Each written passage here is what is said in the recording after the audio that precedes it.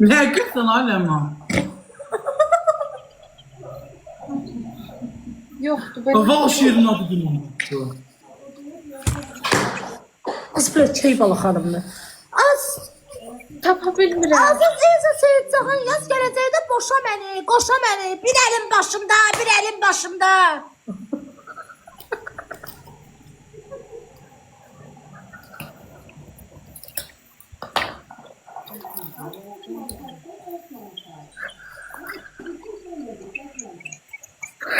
Sadəcə əlindəki biologiya kitabıdır.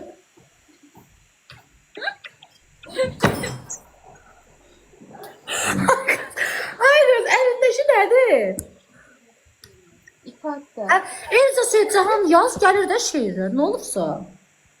Baxıram indi gözlüküm.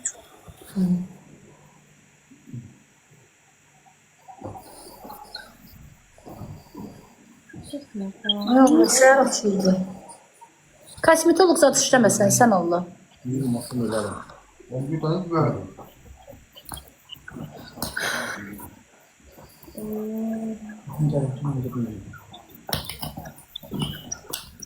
Nə bilək qabağın telefonu